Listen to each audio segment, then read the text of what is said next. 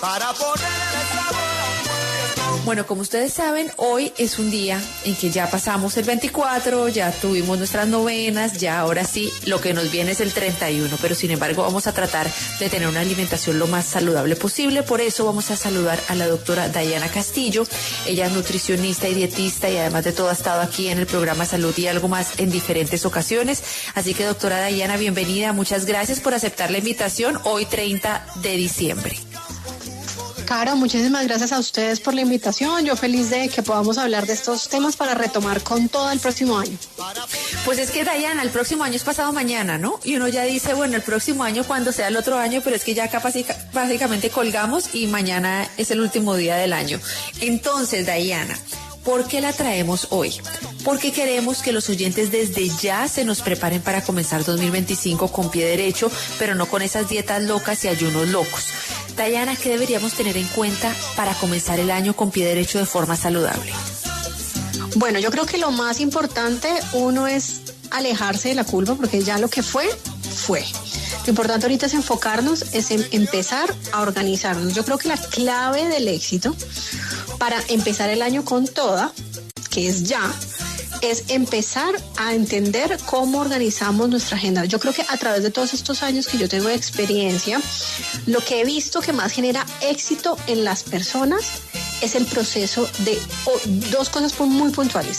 Uno, entender cuáles son los saboteadores principales en torno. Es decir, si el año pasado, en el 2024, este año que ya se está terminando, no lograste tus objetivos, y si tú te das cuenta, al 15 de enero ya la gran mayoría de la gente dice o ha fracasado los objetivos que se puso al inicio del año. Entonces, para que eso no pase, hay dos claves muy importantes. Uno es identificar en el entorno cuáles son tus posibles saboteadores.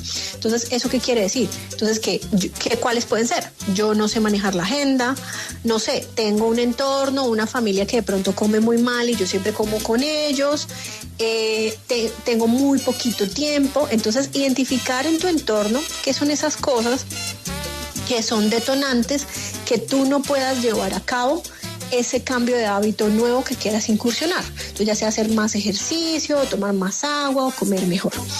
Y lo segundo, que es muy importante, es la organización. Porque tanto bajar de peso como llevar un estilo de vida saludable no es un reto físico, es un reto mental. Entonces, si tú tienes en tu agenda 30 minuticos todos los días, respetar que esos 30 minutos son exclusivamente para este proceso, o una hora, pero eso hay que ponerlo en la agenda, porque es que el tiempo es un recurso limitado, y lo que no sucede es que la gran mayoría de nosotros los seres humanos queremos meter un nuevo hábito, empezar a comer mejor, improvisando, sin tener ningún tipo de organización, y pues eso en la medida fracasa y te vas desempoderando, y ahí es cuando la gente deja el hábito.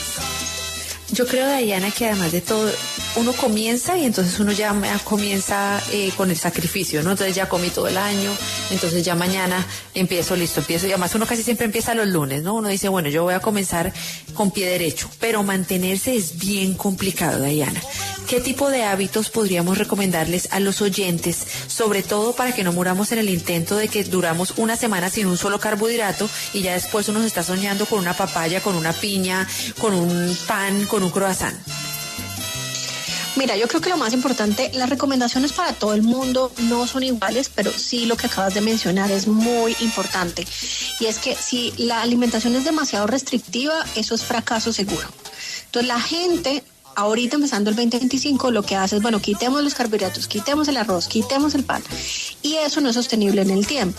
Entonces lo importante aquí, y una de las estrategias que nosotros le enseñamos a nuestros pacientes, sobre todo para estar satisfechos, para estar balanceados, para sentirnos saciados, es que el plato lo distribuyan en 4 pedazos, es decir, como en una crucecita, ¿sí?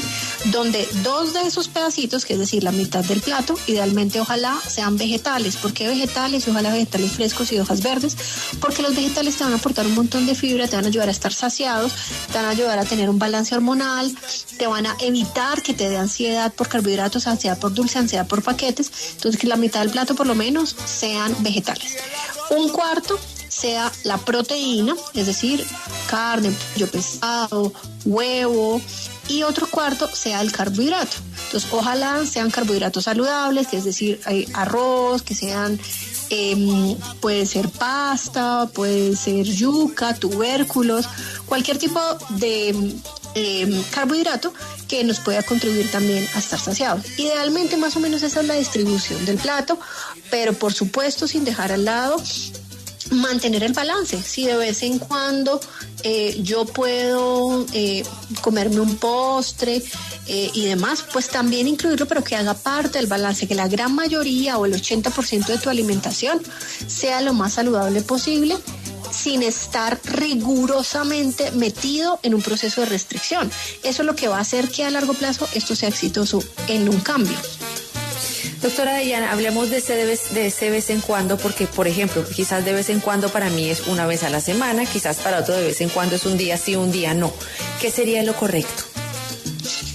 Mira, lo correcto dependiendo, porque si una persona está buscando un proceso de pérdida de grasa corporal, hay muchos factores que influyen en que la persona ese poquito sea ok, positivo o negativo, ¿sí? Entonces, ¿de qué depende el entorno? Si la persona está durmiendo bien, si la persona es muy estresada, si la persona tiene resistencia a la insulina, etcétera. Pero en términos generales, si queremos bajar de peso y tener un estilo de vida saludable, comernos un postre cada semana o máximo 2 durante la semana está bien. ¿Qué pasa? Siempre y cuando yo no esté incluyendo ultraprocesados todos los días, siempre y cuando yo no esté incluyendo jugos de fruta o bebidas azucaradas o gaseosas todos los días, siempre y cuando yo no esté consumiendo muchos productos de panificación entre comidas, por ejemplo. Entonces, ese poquito o ese postre, comerme 2 postres a la semana, está perfecto. Si yo tengo el objetivo de cuidar mi salud y además, por ejemplo, bajar de peso, puedo incluirlo perfectamente siempre y cuando estas otras cosas estén cubiertas. Si yo como procesados, me la paso comiendo productos de panificación, aparte de eso tomo gaseosa y tomo jugos, pues ese postre adicional pues va a ser garrafal y lo que va a hacer es que te ayude a contribuir a subir de peso y a tener malos hábitos. Entonces hay cosas que sí o sí tenemos que dejar de hacer y es preferir la alimentación natural, es decir, eliminar los procesados dentro de la alimentación, las gaseosas, los productos de panadería y tratar de balancear yo una alimentación lo más balanceada posible y con eso podemos incluir el postre, de vez en cuando podemos tener una alimentación balanceada y saludable. Doctora Diana, yo escucho muchas veces que la gente dice, es que no se trata del qué, sino de las porciones. Yo difiero de cierta manera en lo de las porciones, porque, por ejemplo, si yo tengo una resistencia a la insulina, un problema de ovario poliquístico, un problema de diabetes y todos los días entonces me como el pedacito de chocolate por las porciones, ¿sería preocupante, doctora? Mira, acabas de mencionar un punto que es muy, muy importante y es, por eso es importante la personalización y así les mencionaba hace un ratico, el depende. Y es que no es lo mismo la recomendación para una persona que quiera empezar el año y dice, bueno, este año quiero bajar de peso y ya, pero mis hormonas están bien, no estoy dentro del rango de la menopausia, es decir, soy una persona joven, no tengo síndrome ovario poliquístico, no tengo resistencia a la insulina, no tengo ninguna de estas condiciones, con unos pequeños cambios y comiendo unas porciones más pequeñas y si aparte de eso hago actividad física, el cuerpo te va a responder. Cosa es muy diferente, es una persona que tenga un problema metabólico y lamentablemente si vamos a mirar la población, más del 50% de la población tiene problemas de sensibilidad en la transformación de los azúcares y resistencia a la insulina. Entonces hay muchas personas que no bajan de peso, que comen súper saludable, que comen súper poquito y no ven resultados. Y eso le pasa a muchas personas, que yo como súper bien y estoy empezando a comer bien y entonces vi esto en redes sociales, que estoy comiendo natural y no tengo resultados. ¿Por qué sucede eso? Porque hay un problema metabólico de base, entonces ahí las porciones ahí sí no hay negociación, por decirlo de alguna manera. Ahí sí no es que como que puedo comer de todo y no importa si es que las porciones son pequeñas, porque la calidad de los alimentos es información. Es decir, el tipo de alimento que yo estoy consumiendo le va a dar información a mi cuerpo, y si además yo estoy estresada y ya tengo un problema hormonal, pues me voy a subir de peso con mucha facilidad. Entonces, para mí comerme un pan no va a ser igual que una persona que no tenga el problema metabólico. Así sea una migajitica, ese pan va a generar un efecto metabólico negativo que me va a predisponer a subir de peso. Entonces, lo que estás mencionando es muy, muy válido. Uno tiene que hacerse exámenes, idealmente, empezando el año, para identificar precisamente eso que tú estás mencionando, porque comer de todo en porciones chiquitas solamente le funciona a las personas que están en los 20. En verdad, o sea, realmente a muy poca población le funciona esa recomendación. Doctora Diana, hablemos del ayuno. Hemos estado con usted una vez, hicimos este tema de la importancia de tener en cuenta que el ayuno en hombres no es lo mismo que en mujeres, pues porque las mujeres tenemos un sistema hormonal completamente diferente y se puede ver afectado. De por sí, si comimos mucho y nos sentimos llenos, por ejemplo, la noche anterior, ¿qué deberíamos hacer al otro día? ¿Desayunar normal o ayunar hasta que el cuerpo me pida comida? La cantidad de comida que le damos al cuerpo en los diferentes momentos del día influencia en la forma que tu cuerpo guarda las reservas, en el hígado sobre todo. Nosotros los seres humanos tenemos unas reservas energéticas en forma de glucógeno en el hígado, que son nuestras reservas, que cuando tu cuerpo las necesita, va a hacer ejercicio, se estresa, necesita correr, se asusta, él saca y echa mano de eso. ¿Qué pasa? El ideal de una alimentación saludable, para que sea funcional, es que tú esas reservas las llenes en el primer momento del día, es decir, en el desayuno en la mañana. La gran mayoría de las personas, por estrés, porque se levantan corriendo y no desayunan, porque hacen ayuno intermitente pero lo hacen mal porque pasan la gran mayoría de la mañana sin comer, entonces las reservas las hacen en la noche. Entonces, es decir, comes mucho en la noche, y eso también pasa en estas épocas navideñas que acabamos de pasar, y es que terminamos comiendo mucho de noche y guardamos esas reservas de glucógeno en la noche. Entonces, ¿qué va a suceder? Que al otro día en la mañana te levantas y no tienes hambre. Entonces, por eso tú escuchas a muchas personas decir, no, es que a mí no me da hambre en el desayuno. Y no es que no te dé hambre en el desayuno. El rollo es que estás guardando tus reservas en una distribución de nutrientes durante el día que no es la adecuada. Entonces tus reservas las estás guardando en la noche, por ende en la mañana no tienes hambre. Entonces, mi recomendación sería, escucha tu cuerpo. Si tú comiste mucho de noche, tomaste mucho alcohol, tu cuerpo también necesita tiempo para procesar y para desintoxicar. No a tope, a juro o de forma forzosa, obligarlo a desayunar. Entonces, escucha tu cuerpo, y yo creería que el momento que te dé hambre, vuelves a comer, pero intenta regular que tu comida importante o principal sí sea la comida en las horas de la mañana. Eso ya está comprobado científicamente, que el cuerpo funciona mejor con crononutrición, y las hormonas son muy diferentes en la mañana que en la noche. Entonces tu cuerpo optimiza mejor el gasto, mejor la energía, mejor el rendimiento, si tu comida principal es en la mañana. Doctora Diana, ¿cuántas serían el número de comidas que uno debería hacer al día, sobre todo? Porque la realidad, doctora, es que hay mucha gente que está descansando, y cuando uno está desocupado como que más hambre le da. No sé si a usted le ha pasado, como que uno está medio desocupado y entonces está peor. ¿Cuántas comidas deberíamos hacer entonces en vacaciones?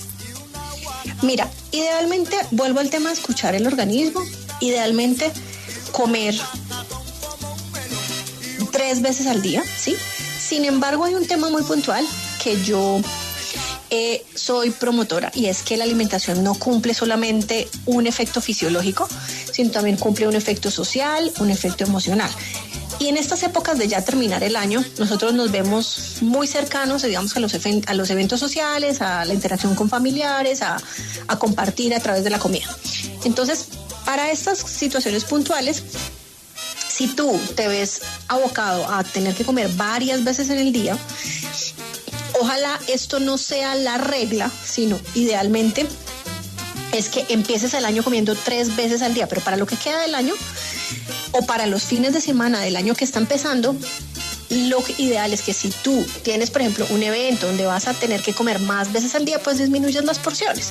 Te comes, compartes y demás, comes un poquito menos para que no hagas tanto, esto no genere un efecto negativo dentro de tu organismo, pero lo ideal es que sean máximo 3 veces al día, porque es que además en el momento en el que tú estás en procesamiento, es decir, no estás generándole un estímulo de alimentación a tu cuerpo, que es cuando tu cuerpo está procesando, pues necesita tiempo para eso, o sea, tu organismo necesita tiempo para procesar, entonces estar todo el tiempo estimulando el organismo para que procese el cuerpo, entonces no le das espacio a tus hormonas, a tu digestión, a tus enzimas, de que hagan el proceso de transformación, absorción de forma correcta, porque todo el tiempo estás generando un estímulo. Entonces, idealmente, 3 veces al día es más que suficiente.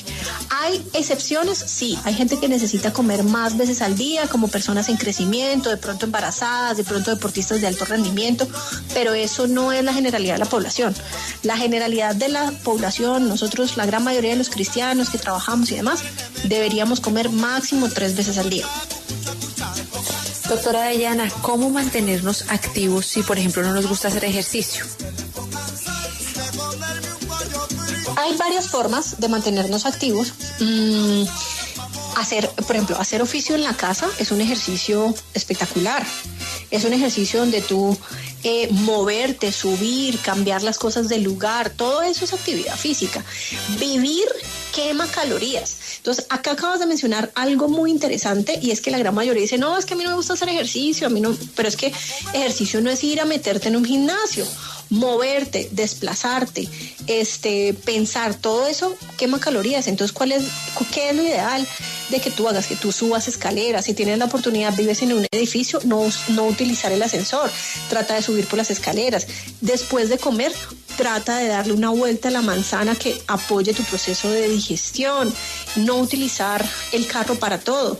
Si vas a ir, por ejemplo, a hacer ejercicio al gimnasio y queda a 10 minutos caminando, pues no te vayas en el carro a montarte a una bicicleta al gimnasio, sino vete caminando y haces ese proceso y gastas más energía. O si puedes desplazarte dentro de la ciudad, caminar, o hacer, por ejemplo, lavar o hacer oficio dentro de la casa. Hay muchas maneras de hacer actividad física y estarte moviendo, mantenerte activamente, recibir, por ejemplo, las llamadas telefónicas, recibirlas de forma activa, caminando, no sentada. Entonces, tratar de moverse todo el tiempo también va a hacer una diferencia en cómo tú te sientes y en activar tu frecuencia cardíaca. Entonces, con poquitos cambios, tú vas a empezar a sentirte más activo, a sentirte mucho mejor, porque estás incluyendo más actividad sin que tú te des cuenta, sin necesidad de inscribirte en un gimnasio.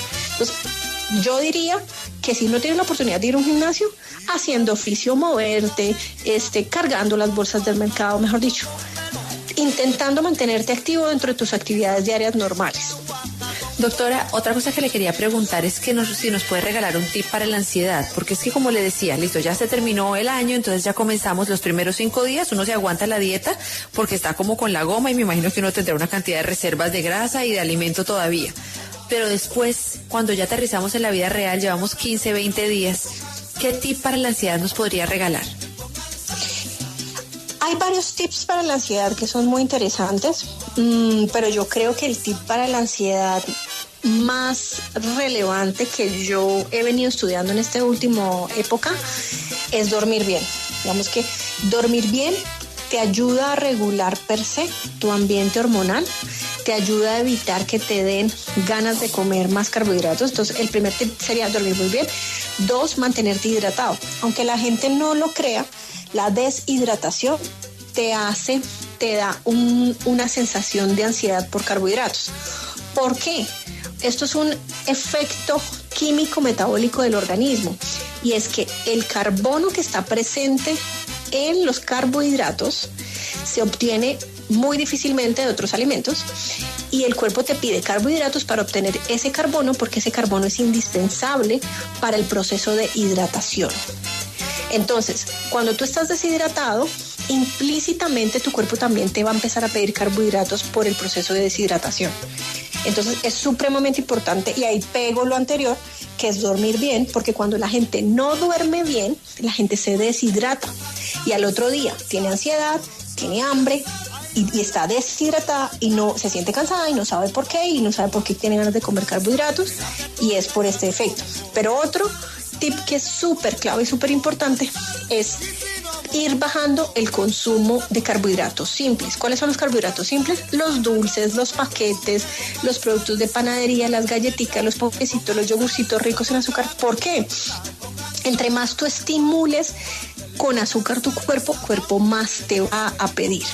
El azúcar es un compuesto que genera adaptación y genera secreción de dopamina, que es un neurotransmisor que te da un beneficio, te da una sensación de bienestar momentánea, pero esta es la hormona de la adicción. Por eso dicen que el azúcar es adictivo, porque entre más tú consumes, más te va a pedir.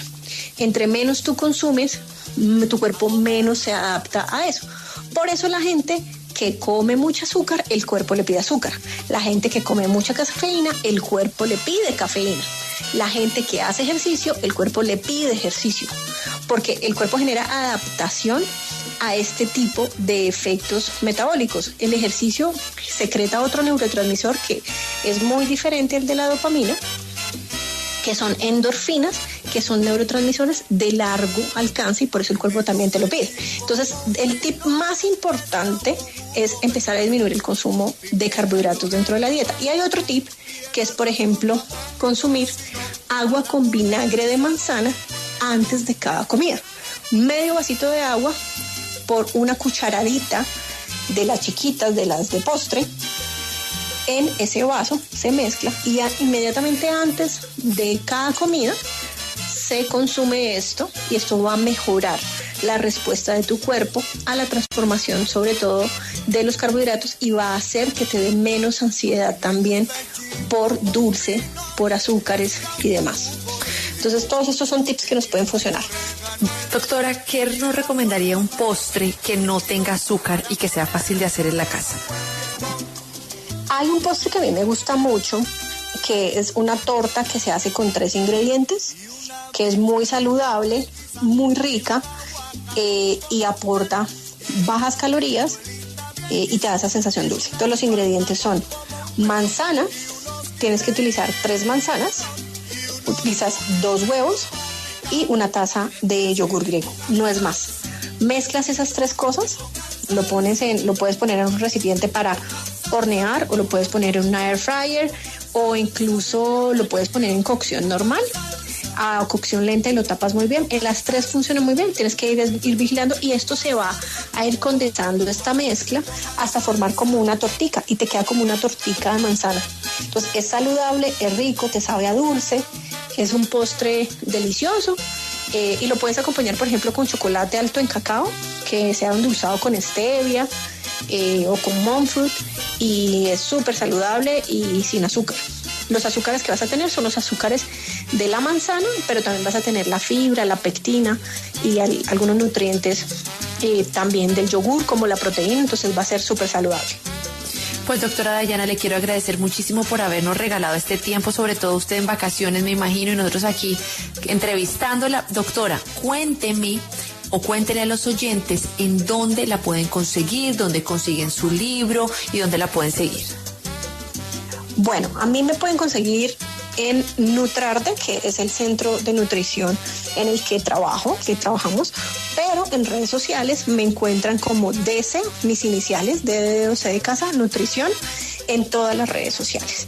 Ahí compartimos más información, y bueno, yo feliz, Caro, de poder acompañarte, así sean vacaciones, en este proceso para que la gente empiece bien el 2025.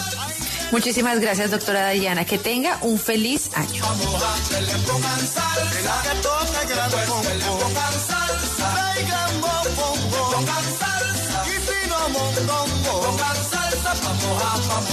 le pongan salsa.